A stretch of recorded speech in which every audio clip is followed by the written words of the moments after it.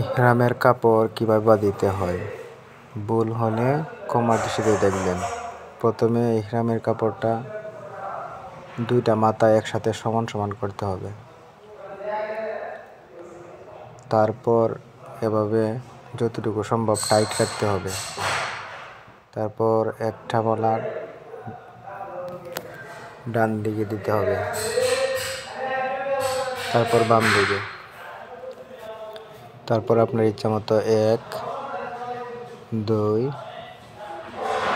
অথবা 3টা দেবেন।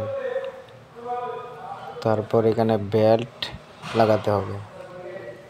তারপর ইহরামের কাপড় উপরেরটা ডান হাতের বগলের নিচ দিয়ে দিতে হবে, এইভাবে